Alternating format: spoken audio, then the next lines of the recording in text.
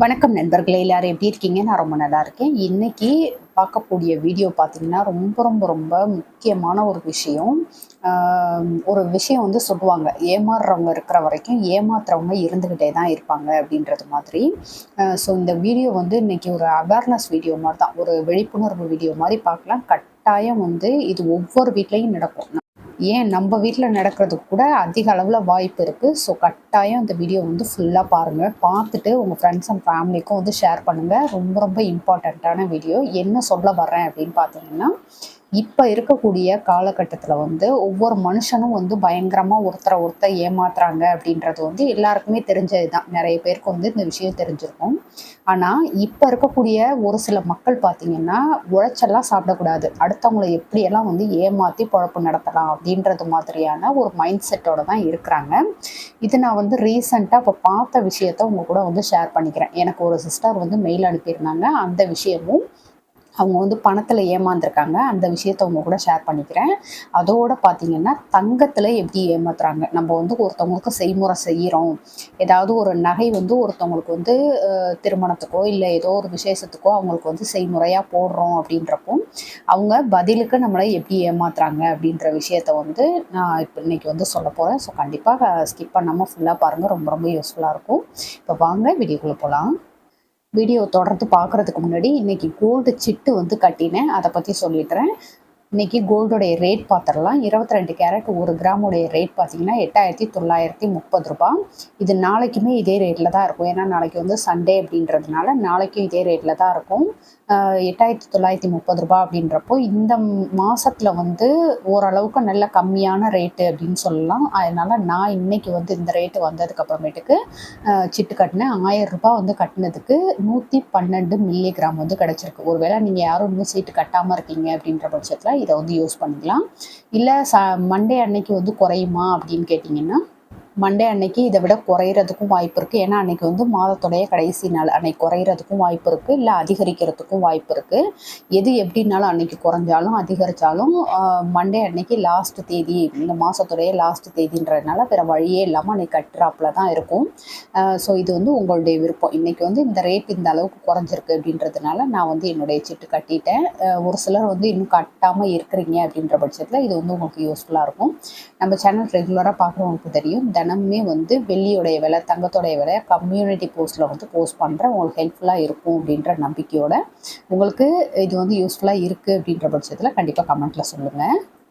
First பண விஷயத்தில் வந்து எப்படி ஏமாறுறோம் அப்படின்றத வந்து பார்த்துடலாம். இது வந்து நம்ம சப்ஸ்கிரைபர் சிஸ்டர் ஒருத்தவங்க அனுப்பியிருந்தாங்க. அவங்க நல்லாவே வந்துட்டு கஷ்டப்பட்டு முன்னுக்கு வந்தவங்களாம்.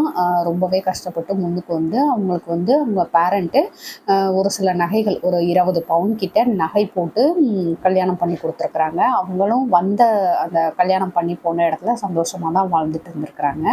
ஆனால் பார்த்திங்கன்னா, இப்போ ஆன்லைன் கேம்னு சொல்லிட்டு நிறைய சீட் பண்ணுறாங்க. நிறைய விஷயங்கள் வந்து வருது இல்லையா? நம்மளே வந்து டிவியில் வரைக்கும் வந்துருச்சு. டிவியில் விளம்பரம் பண்ணுற அளவுக்கு கூட வந்துருச்சு. இது மாதிரி ஒரு விஷயத்தில் வந்து அவங்க ஹஸ்பண்ட் வந்து பணம் கட்டி விளையாட ஆரம்பிக்கிறாரு. இது வந்து ஃபஸ்ட்டு ஆரம்பத்தில் இவங்களுக்கு தெரியாமல் இருந்திருக்கு. இவர் வந்து பணம் கட்டி விளையாட ஆரம்பித்து கொஞ்சம் வந்து ஆரம்பத்தில் பார்த்திங்கன்னா, எந்த ஒரு விஷயமே வந்து ஆரம்பத்தில் ஜெயிக்கிறது மாதிரி இருக்கும். அதுக்கப்புறமேட்டுக்கு தான் அந்த சின்ன மீனை போட்டு பெரிய மீன் பிடிக்கிற கதையாக நம்மக்கிட்ட ஓரளவுக்கு பணம் கொடுத்துட்டு அதுக்கு அடுத்து வந்து நம்மக்கிட்ட இருந்து பிடுங்குறதுக்கு தான் பார்ப்பாங்க.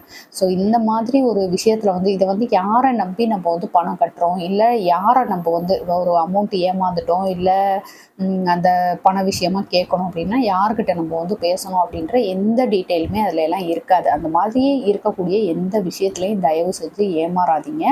இது மாதிரி அவர் வந்து அந்த விஷயத்தில் மாட்டிக்கிட்டு கொஞ்சம் கொஞ்சமாக உங்களுடைய நகையை வந்து வாங்கி அடமானம் வச்சு அப்படியே பணம் வந்து கட்டி விளையாட ஆரம்பிச்சிருக்கிறாரு. இப்போ டோட்டலாக வந்து 20 பவுன் நகையும் பேங்க்கில் அடகில் இருக்குது. ப்ளஸ் நிறைய கடன் சுற்றி நிறைய கடன் வாங்கி வச்சுருக்கிறாரு மேம்.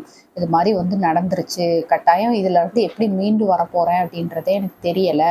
இதை வந்து நம்ம சேனலில் வந்து ஷேர் பண்ணுங்கள். ஓரளவுக்கு யாராவது இது மாதிரி சின்ன சின்ன விஷயங்களில் ஏதாவது மாட்டிக்கிட்டு இருக்கிறாங்க, அந்த மாதிரி ஆன்லைன் கேம்லாம் ஸ்டார்டிங்கில் இருக்கிறாங்க அப்படின்னா அவங்க வந்து கொஞ்சம் சுதாரிப்பாக வெளில வர்றதுக்கு வந்து யூஸ்ஃபுல்லாக இருக்கும் அப்படின்றது மாதிரி சொல்லியிருந்தாங்க. தயவு செஞ்சு பார்க்கக்கூடிய சப்ஸ்கிரைபர்ஸில் வந்து இது மாதிரி ஏதாவது ஒரு விஷயத்தில் ஆன்லைன் கேம் அப்படின்னு மட்டும் கிடையாது, உங்களுக்கு தெரியாத விஷயத்துல பணத்தை தயவு செஞ்சு கட்டி ஏமாறாதீங்க. நம்ம வந்து ஒரு சின்ன சின்ன ஆசையை வந்து காட்டுவாங்க. நீங்க இன்னைக்கு வந்து ஒரு 5000 ரூபாய் கட்டுங்க, உங்களுக்கு வந்து அது 10,000 20,000 ரிட்டர்ன் கிடைக்கும் அப்படின்றது மாதிரி சொல்லுவாங்க. நம்மளும் கட்டுவோம்.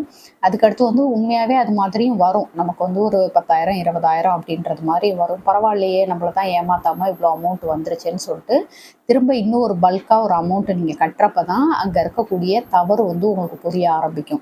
ஸோ இது மாதிரி விஷயங்கள்ல தயவு செஞ்சு மாட்டிக்காதீங்க.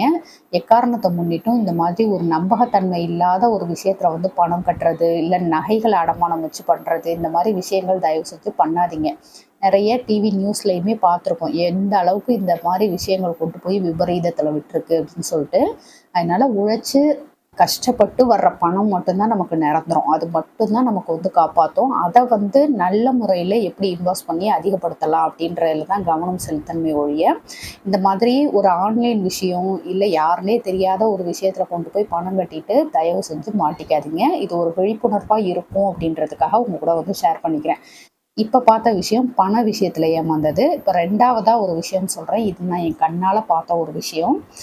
தங்கத்தில் வந்து செய்முறை பண்ணுறோம் இல்லையா, ஒருத்தவங்களுக்கு ஒரு கல்யாணம் இல்லை ஒரு விசேஷம் அப்படின்றப்போ நம்ம அன்பின் காரணமாகவோ இல்லை வந்துட்டு நமக்கு ஏற்கனவே செஞ்சுருக்காங்க அப்படின்றது மாதிரி ஏதோ ஒரு ரீசனுக்காக நம்ம வந்து செய்ய வேண்டிய முறை இருக்குது அப்படின்றதுக்காக நம்ம வந்து செய்கிறோம்.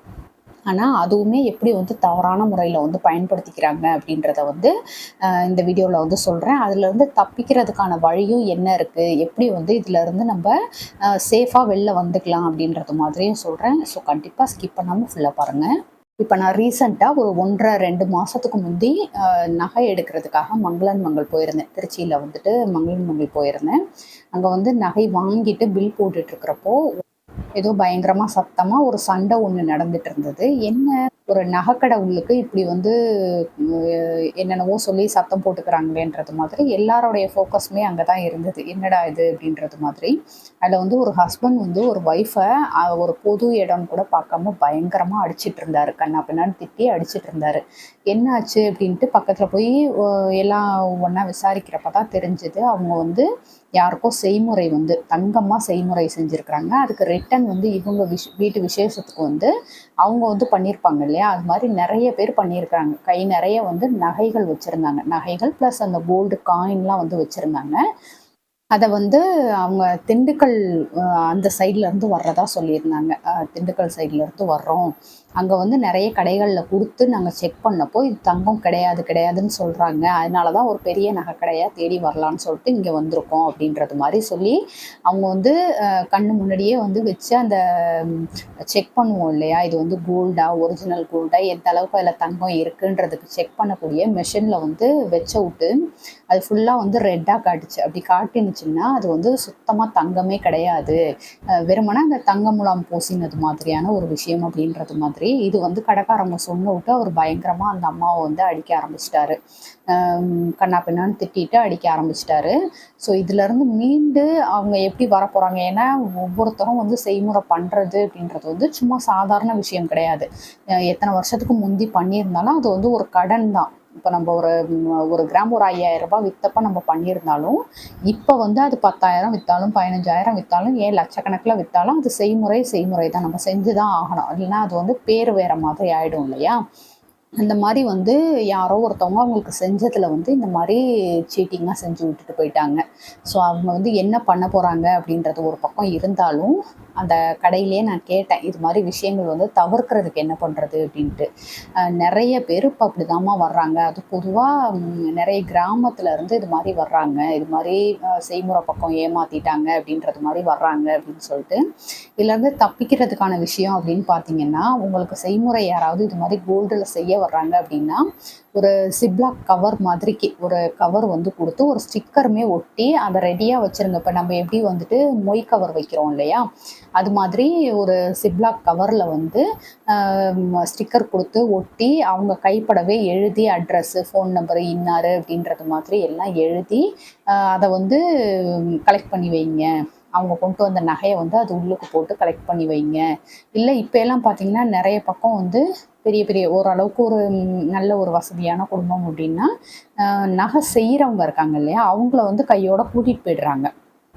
இது மாதிரி தங்கம் வந்து சீராக செய்ய வர்றவங்கள வந்து அந்த நகையை செக் பண்ணிவிட்டு அந்த உரசி பார்க்குறாங்க இல்லையா, அந்த மாதிரிலாம் ஏதோ ஒன்று சம்திங் செஞ்சுட்டு அது வந்து ஒரிஜினல் தான் தெரிஞ்சதுக்கப்புறமேட்டுக்கு செய்யறதுக்கு வந்து அனுமதிக்கிறாங்க அப்படின்றது மாதிரி வந்து இந்த மாதிரி ஒரு விஷயமும் நான் வந்து கேள்விப்பட்டேன்.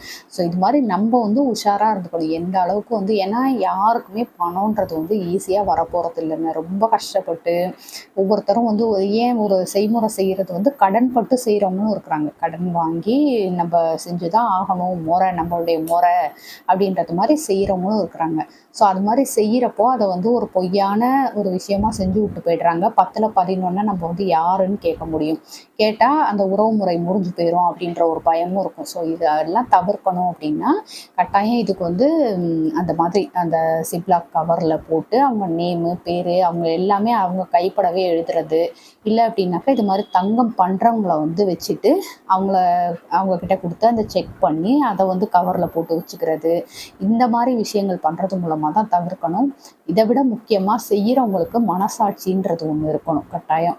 ஏன்னா எல்லாத்துக்குமே வந்து பணம்ன்றது ரொம்ப முக்கியமான ஒரு விஷயம். நமக்கு வந்து தங்கம் போட்டவங்களுக்கு நம்மளும் நேர்மையாக அது மாதிரி செய்யணும் அப்படின்ற ஒரு மனநிலை வந்து இருக்கணும் எல்லாத்துக்கும். யாரையும் ஏமாற்றக்கூடாதுன்ற ஒரு மனநிலை வந்து இருக்கணும். மனிதர்களுடைய தரம் வந்து எந்த அளவுக்கு தாழ்ந்து போயிட்டே இருக்குது அப்படின்றது வந்து இந்த மாதிரி ஒரு சில விஷயங்களில் வந்து நம்ம பார்க்குறப்ப தான் தெரிஞ்சுக்கிறோம். இதை வந்து நமக்கு ஏற்படாமல் இருக்கணும், நம்ம வந்து இதை தவிர்க்கணும் அப்படின்னா இப்போ நான் மேலே சொன்ன 2 விஷயம் மாதிரி ஒன்று செக் பண்ணி வாங்குங்க. இல்லை அப்படின்னாக்கா அவங்க கைப்படவே எழுதி அந்த கவரில் போட்டு வச்சு அதை இம்மீடியட்டாக ரொம்ப நாள் அதை கையில் வச்சுட்டு இருக்காம விசேஷம் முடிஞ்சிட்டு அதை ஒரு நல்ல கடைக்கு கொண்டு போயிட்டு அதை வந்து செக் பண்ணிக்கிறது அப்படின்றது வந்து ரொம்ப நல்லது. ஏன்னா இப்போ வந்து எல்லாத்துக்குமே வேல்யூ ஜாஸ்தி அப்படின்றதுனால உறவு முறையாக இருக்கட்டும், பணமாக இருக்கட்டும், நகையாக இருக்கட்டும், எல்லாத்துக்குமே ஒரு வேல்யூ இருக்குது இல்லையா? அதை வந்து நம்ம மிஸ் பண்ணிடாமல் அந்த உறவு முறையும் மிஸ் ஆகிடக்கூடாது, நம்ம செஞ்ச பணமும் மிஸ் ஆகிடக்கூடாது, வேஸ்ட் ஆகிடக்கூடாதுன்றது மாதிரி எல்லாத்துக்குமே ஒரு இம்பார்ட்டண்ட் கொடுக்க வேண்டிய ஒரு காலகட்டத்தில் இருக்கும். ஸோ இதெல்லாம் வந்து உங்களுக்கு கண்டிப்பாக யூஸ்ஃபுல்லாக இருக்கும் அப்படின்னு நம்புகிறேன்.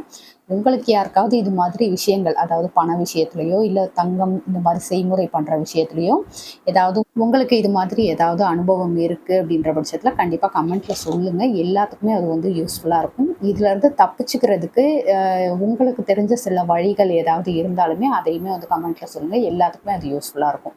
ஓகே ஃப்ரெண்ட்ஸ், இந்த வீடியோ உங்களுக்கு பிடிச்சிருந்தா லைக் பண்ணிக்கோங்க, உங்கள் ஃப்ரெண்ட்ஸுக்கும் ஷேர் பண்ணுங்கள். நம்ம திருச்சி தமிழ் யூடியூப் சேனலை கண்டிப்பாக சப்ஸ்கிரைப் பண்ணிட்டு பாருங்கள். தேங்க்யூ.